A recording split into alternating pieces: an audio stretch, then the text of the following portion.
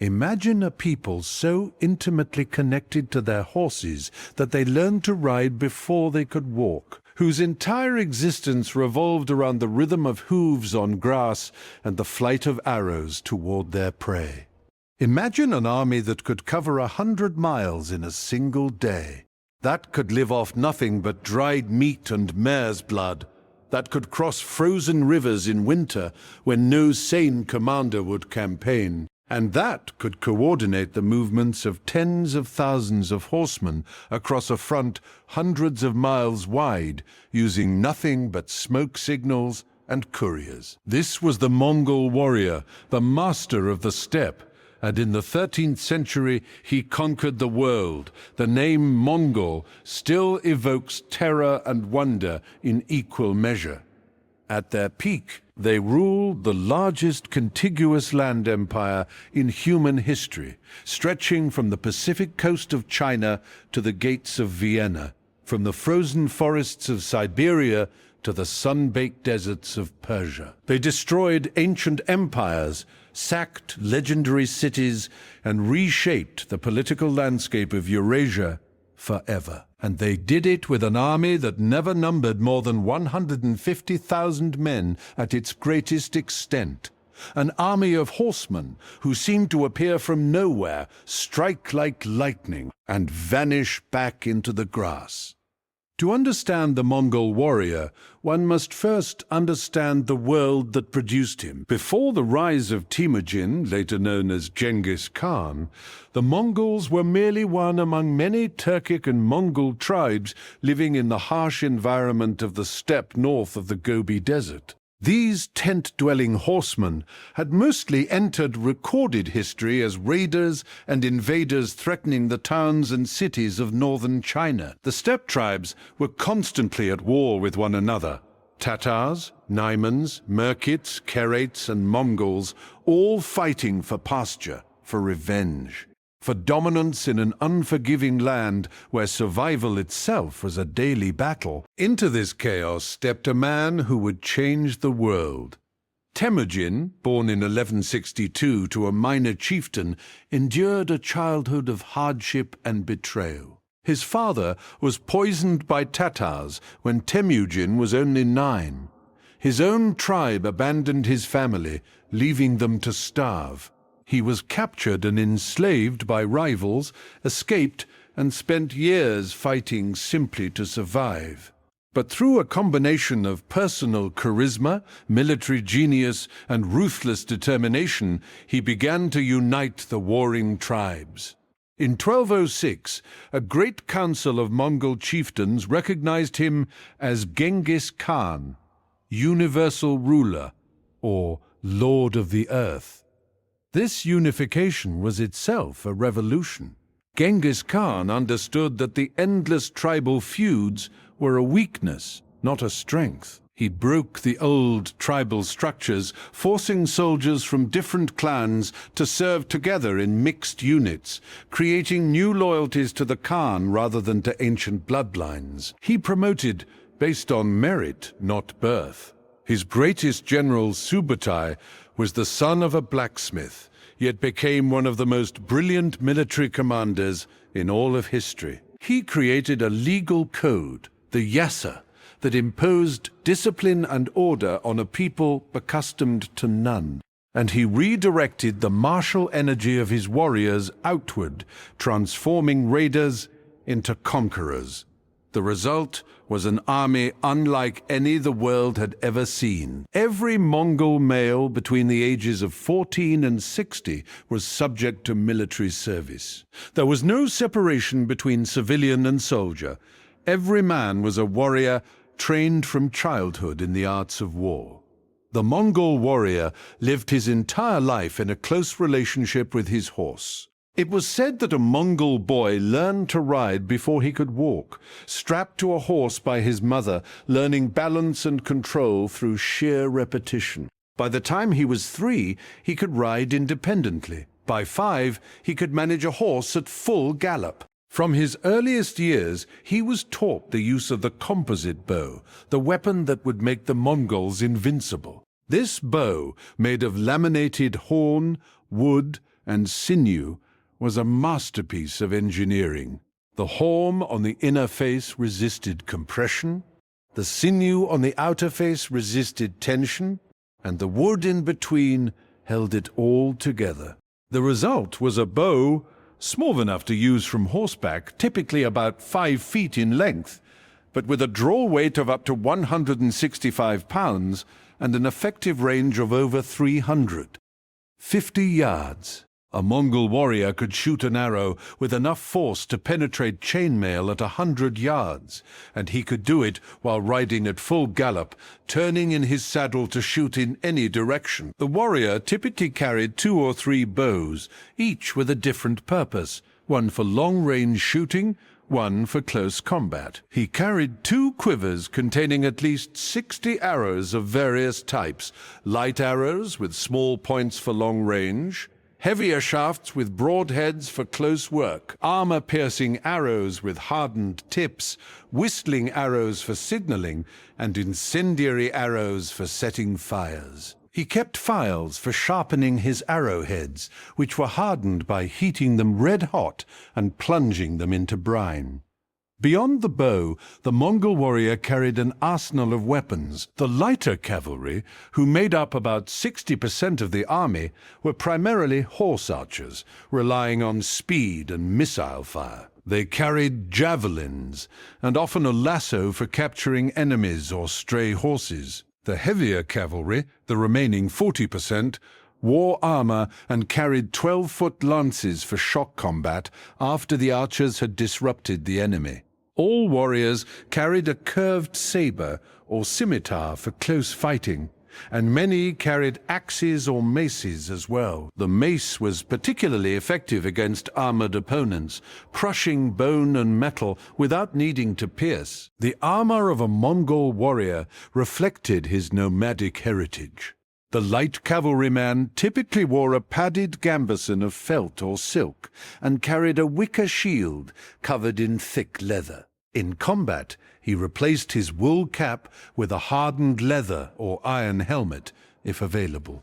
The heavy cavalryman was far more protected, wearing lamellar armor made of small scales of iron, chainmail, or hard leather sewn together with leather thongs. This armor could weigh up to 10 kilograms if made of leather alone, more if metal scales were used. The leather was softened by boiling and coated in a crude lacquer made from pitch, which rendered it waterproof, essential for a warrior who might spend days or weeks in the saddle in all weather. Beneath his armor, the Mongol warrior wore a long, loose undershirt of raw silk. This seemingly simple garment served a vital purpose. If an arrow penetrated the outer armor, it would often fail to pierce the silk, instead carrying the resilient fiber with it into the wound. A field surgeon could then simply pull on the silk to extract the arrow, minimizing damage and reducing the risk of infection.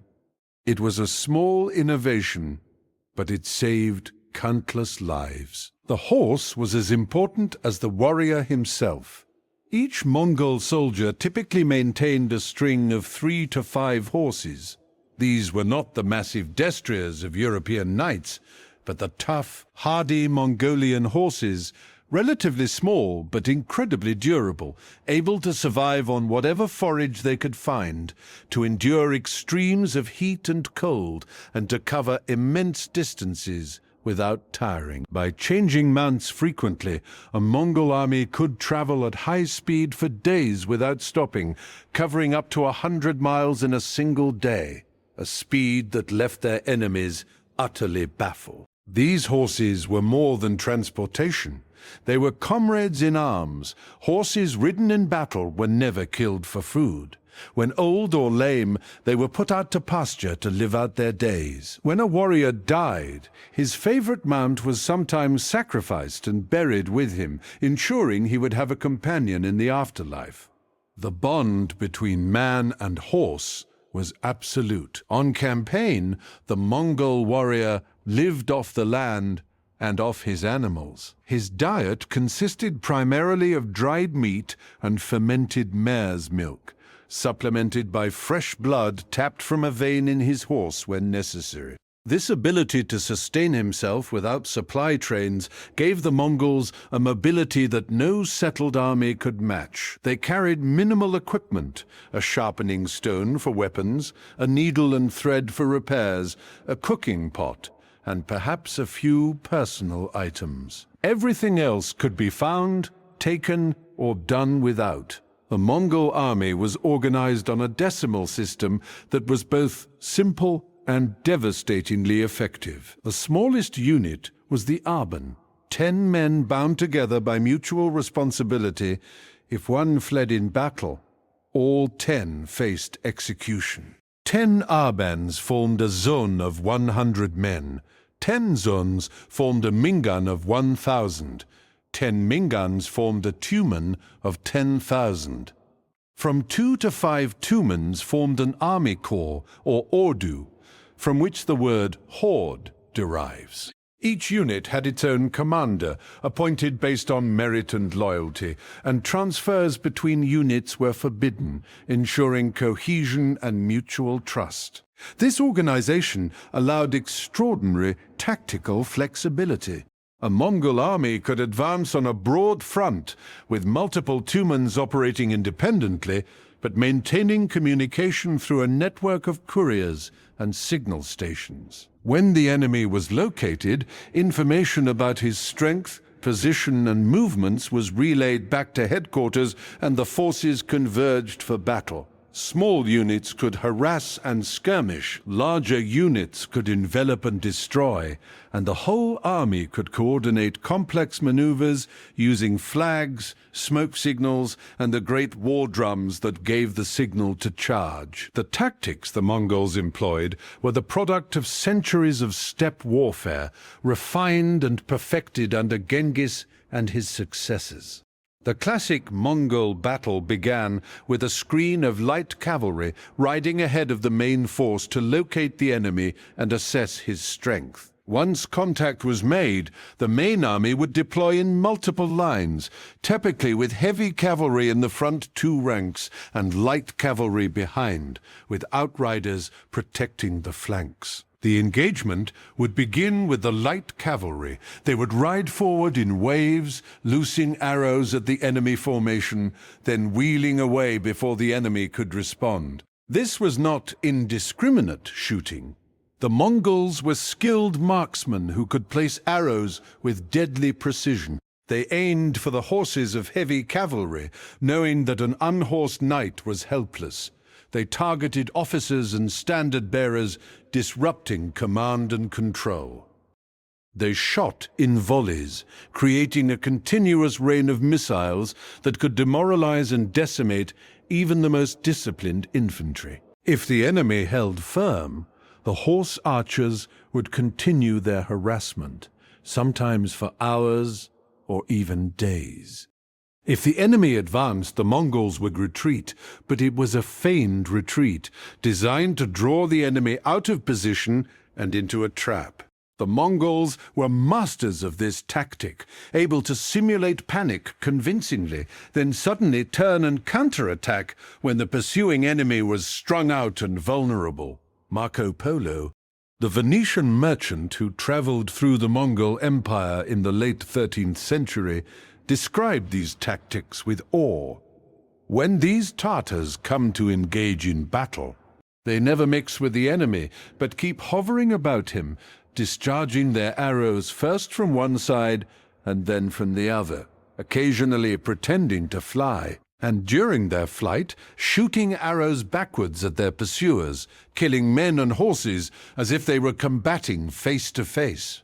In this sort of warfare, the adversary imagines he has gained a victory, when in fact he has lost the battle. For the Tartars, observing the mischief they have done him, wheel about and make them prisoners in spite of their utmost exertions. Once the enemy was sufficiently weakened, his formations broken, his morale shattered, his cavalry decimated, the Mongols would deliver the final blow. The great war drums would sound, the signal flags would wave, and the heavy cavalry would charge. 12-foot lances came down. Thousands of horsemen thundered forward, and the enemy line, already reeling from hours of arrow fire, would simply disintegrate.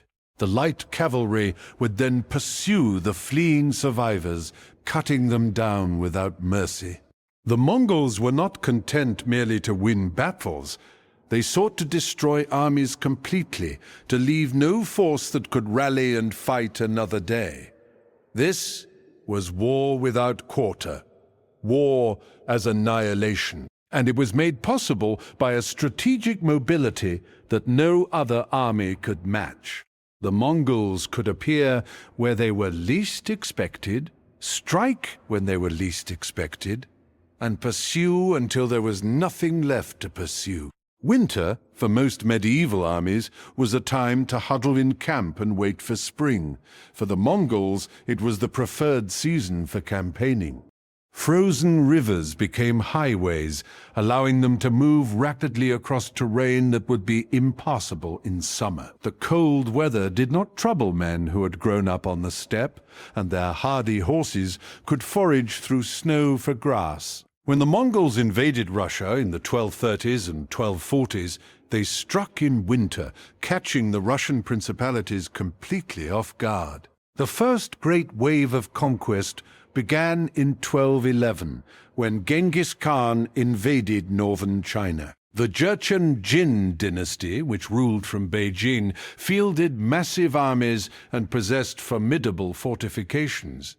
But they had never faced an enemy like the Mongols. City after city fell. Beijing itself was captured in 1215. The Mongols, initially ignorant of siege warfare, quickly learned from their Chinese enemies, incorporating captured engineers and siege technicians into their forces.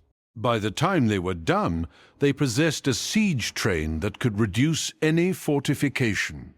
In 1218, the Mongols turned west. The Khwarezmian Empire, which ruled Persia and Central Asia, was one of the great powers of the Islamic world. Its Shah, Muhammad II, controlled vast territories and fielded enormous armies. But he made the fatal mistake of executing Mongol envoys and merchants, an insult Genghis could not ignore. The campaign that followed was one of the most devastating in history. City after city fell: Bukhara, Samarkand, Urgench. The Mongols slaughtered millions, destroyed ancient centers of civilization, and left such piles of skulls that travelers reported seeing them decades later. The Khwarezmian Empire simply ceased to exist. Genghis Khan died in 1227, but the conquest continued. His successors divided the empire, but they shared his vision of world domination. In the 1230s and 1240s, Mongol armies under Genghis's grandson Batu and the great general Subutai swept into Europe. They smashed the Russian principalities, sacking Moscow in 1238 and Kiev in 1240. A European traveler who visited Kiev 5 years later found an enormous number of skulls and bones of slaughtered men lying on the plain, and barely 200 houses standing. In 1241, the Mongols struck Poland and Hungary. At the Battle of Liegnitz, a Mongol army destroyed a combined force of Poles, Germans, and Teutonic knights. At the Battle of Mohi, they annihilated the Hungarian army under King Bela IV.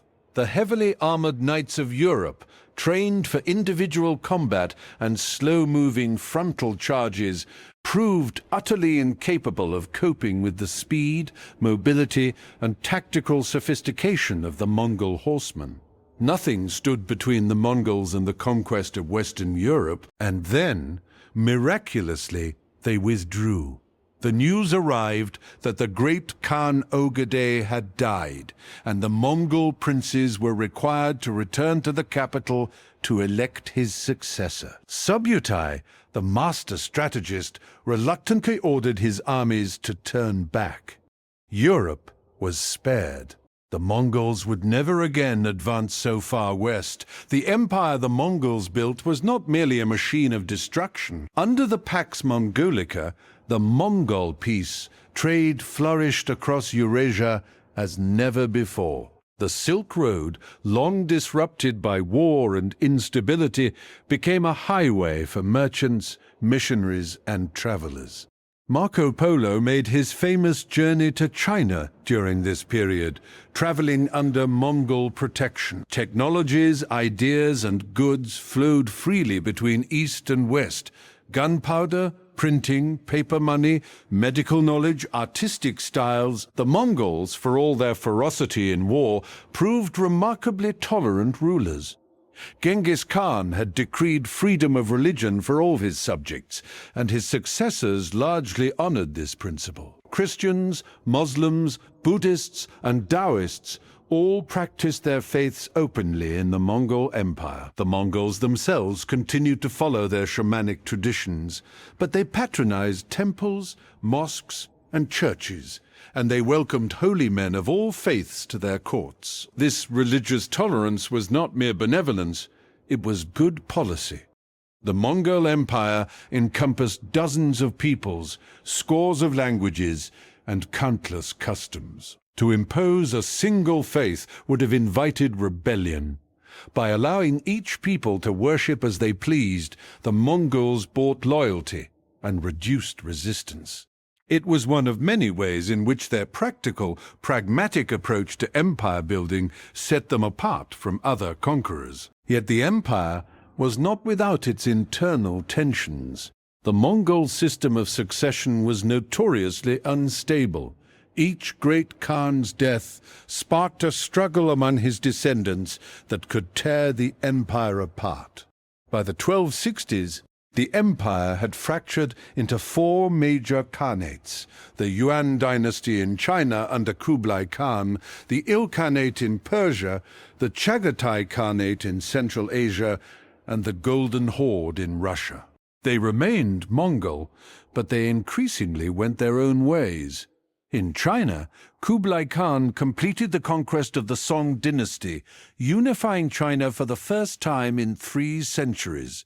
He established his capital at Beijing, which he called Khanbalik, and ruled as both Mongol Khan and Chinese emperor. His court was a cosmopolitan center where Persian astronomers, Tibetan monks, and Venetian merchants mingled with Chinese scholars. But the Mongol elite remained separate from their Chinese subjects, and resentment simmered beneath the surface. In Persia, the Ilkhans converted to Islam and became part of the Islamic world they had conquered. They built mosques, patronized Persian literature, and ruled as Persian kings. But Mongol rule in the Middle East was never secure. They faced constant resistance from the Mamluks of Egypt, who defeated them in battle and blocked their expansion into Syria and Palestine. In Russia, the Golden Horde ruled for more than 2 centuries, extracting tribute from the Russian princes and shaping the development of the Russian state. Moscow rose to prominence as the chief tax collector for the Mongols, learning the arts of autocratic rule from their masters. When Mongol power finally declined, the princes of Moscow were well positioned to inherit their legacy. The decline of the Mongol Empire was gradual but inexorable. Internal divisions, economic pressures, and the sheer difficulty of governing such a vast realm all took their toll. The Black Death, sweeping along the trade routes the Mongols had opened, depopulated cities and disrupted economies. By the mid-14th century, the empire was in terminal decline.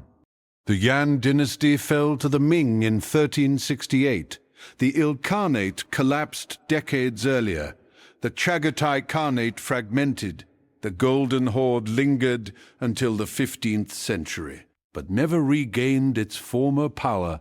The Mongol warrior himself passed into history, but his legacy endured. He had reshaped the world.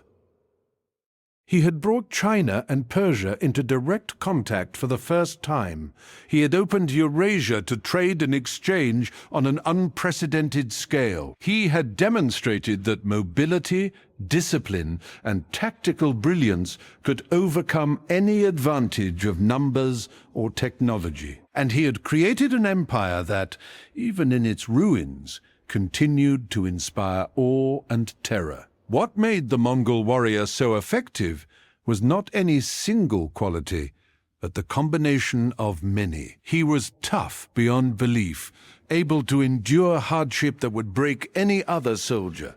He was skilled in the saddle and with the bow, trained from childhood in the arts of war. He was part of a disciplined, organized military machine that could execute complex maneuvers with precision.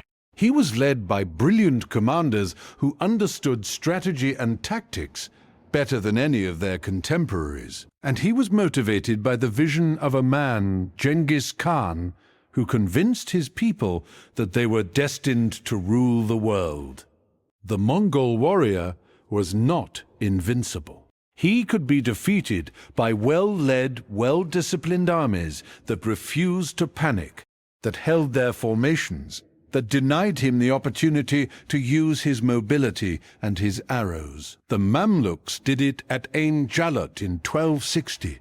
The Japanese did it when typhoons, the kamikaze or divine winds, destroyed Mongol invasion fleets. The Vietnamese did it in the jungles of Annam.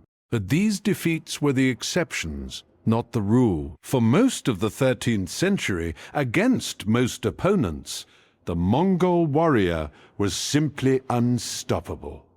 Today, the memory of the Mongol warrior lives on. In Mongolia, Genghis Khan is celebrated as the father of the nation, his image on currency, his statues in every town. In the lands he conquered, his name is still spoken with a mixture of awe and resentment, a reminder of the time when horsemen from the east swept through the world and changed it forever. And in the imagination of the West, the Mongol remains what he always was, the ultimate nomad, the perfect horseman, the warrior who conquered the world. The Mongol warrior was born in the saddle, raised on the steppe, and forged in the fire of constant warfare.